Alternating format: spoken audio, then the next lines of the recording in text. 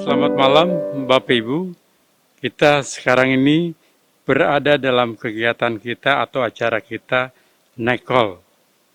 Saya Pendeta Charles Timbuleng, KMJ dari Jemaat Menara Iman, Jakarta Timur. Mari kita sebelum memulai semua ini, kita berdoa agar Tuhan membimbing kita dalam pembacaan dan pemberitaan firman-Nya. Kita berdoa. Bapa dalam surga, malam ini Tuhan izinkan kami boleh menjadi pelaku dalam kehidupan kami untuk menyatakan kebenaran firman Tuhan melalui bacaan kami hari ini. Tuhan memberkati dan Tuhan mampukan kami untuk dapat melakukan semuanya ini dengan cara Tuhan. Terima kasih ya Bapa, berkati persekutuan kami, berkati setiap orang yang telah mendengar dan melihat akan Nekol ini. Terpujilah namamu, dalam Yesus Kristus Tuhan, kami sudah berdoa dan mengucap syukur. Amin. Jemaat, pembacaan hari ini dari Kisah Para Rasul pasal 16, ayat 35 sampai dengan ayat 40. Sesuai dengan bacaan kita hari ini dari SBU. Kita membaca dari ayat 35 sampai dengan ayat 40 dari Kisah Para Rasul pasal 16. Firman Tuhan, lalu setelah hari siang, pembesar-pembesar kota menyuruh pejabat-pejabat kota pergi kepada kepala penjara dengan pesan, lepaskanlah kedua orang itu.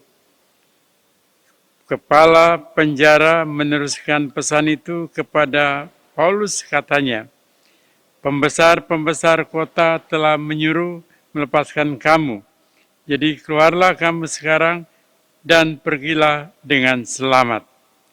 Tetapi Paulus berkata kepada orang-orang itu, tanpa diadili mereka telah menderah kami, warga negara Roma di muka umum, lalu melemparkan kami ke dalam penjara. Sekarang mereka mau mengeluarkan kami dengan diam-diam? Tidak mungkin demikian. Biarlah mereka datang sendiri dan membawa kami keluar. Pejabat-pejabat itu menyampaikan perkataan itu kepada pembesar-pembesar kota.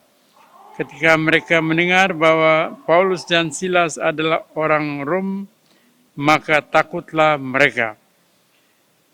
Mereka datang minta maaf setelah lalu membawa kedua rasul itu keluar dan memohon supaya mereka meninggalkan kota itu. Lalu mereka meninggalkan penjara itu dan pergi ke rumah Lydia, dan setelah bertemu dengan saudara-saudara di situ dan menghiburkan mereka, berangkatlah kedua rasul itu. Jemaat yang dikasihi Tuhan, tentu kita tahu apa yang terjadi dalam kehidupan Paulus. Bahkan pada saat ia berada di Filipi, banyak hal yang terjadi dalam kehidupan Paulus. Saulus ditemani oleh temannya, Silas, untuk memberitakan firman Tuhan. Dan hari ini kita membaca lagi tentang peristiwa itu, di mana dengan cara ajaib Tuhan melepaskan Paulus dari situasi yang paling sulit sekalipun. Dan karena itu ia mau supaya mereka yang melakukan semua ini, mereka harus bertanggung jawab. Apalagi saat mereka mendengar bahwa Paulus adalah warga Roma. Ini semua menakutkan mereka, karena tidak sembarangan orang untuk bisa memberikan sesuatu yang tidak baik kepada warga negara, apalagi warga negara Romawi. Dan kita lihat Bapak Ibu, Itulah yang sedang terjadi dalam kehidupan kita sebagai gereja Tuhan. Kadang-kadang memang kalau kita bicara tentang gereja, kita coba bicara tentang kebenaran. Tetapi seringkali kebenaran itu dialami oleh orang-orang yang tidak berhak mengalami itu. Tetapi justru mereka mengalami hal-hal yang tidak baik dalam kehidupan kita sebagai warga gereja. Nah, lalu apa yang kita lakukan? Apa kita membalas semua itu? Tidak. Kita belajar dari Paulus, apapun masalah dia, bahkan dia mengalami keadaan yang tidak baik, dia tetap percaya Tuhan akan menolongnya. Tuhan akan campur tangan dalam kehidupannya. Dan karena itu, peristiwa ini seharusnya kita lihat dengan cara pandang Tuhan. Supaya sebagai warga gereja, kita saling menghibur, saling menguatkan di tengah-tengah kondisi yang tidak baik yang mereka alami. Dan mereka tetap percaya kepada Tuhan. Mereka yakin akan pertolongan Tuhan dengan cara Tuhan. Itu sebabnya Bapak Ibu, gereja ini selalu dan selalu akan tetap mengalami keadaan yang tidak baik. Tetapi kita percaya Tuhan selalu memberikan yang terbaik dalam kehidupan kita. Biarlah firman Tuhan ini mengingatkan kita dengan setiap kehidupan kita, bukan karena saya warga gereja, tetapi saya adalah anak Tuhan. Dan saya percaya Tuhan akan menolong saya di tengah-tengah kondisi apapun, di tengah-tengah situasi yang sulit sekalipun. Saya percaya Tuhan akan menolong saya. Dan saya juga percaya Tuhan akan memberikan yang terbaik dalam kehidupan kita. Mungkin yang baik itu bukan dari orang gereja sendiri, bahkan datang dari orang-orang yang bertentangan dengan kita sebagai gereja. Tetapi mereka dipakai oleh Tuhan untuk dapat melakukan semuanya ini. Karena itu Bapak Ibu, marilah kita sebagai warga gereja, sebagai warga jemaat, kita saling menghibur satu dengan yang lain, satu terhadap yang lain.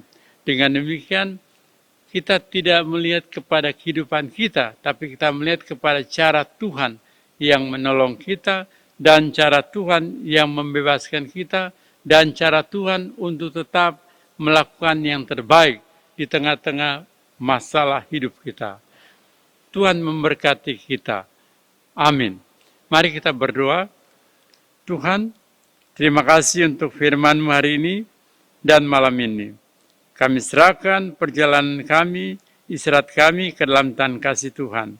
Biarlah Tuhan memberkati hidup kami, memberkati cara kami, supaya kami melihat ada cara Tuhan yang lebih baik dalam kehidupan ini. Terpujilah Engkau, di dalam nama Yesus Tuhan, kami sudah berdoa dan mengucap syukur. Amin.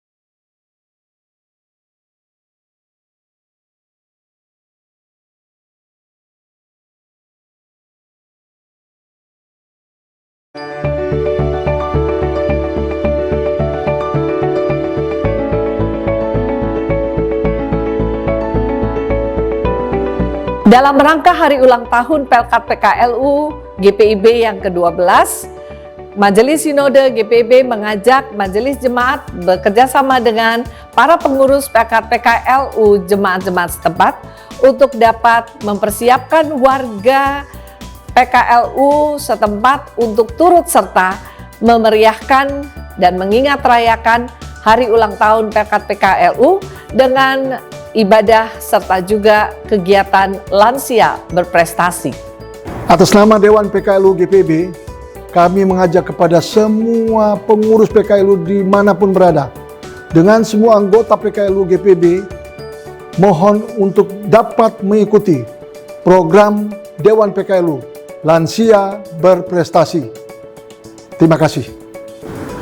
Mari kita sama-sama sukseskan kegiatan lansia berprestasi ini.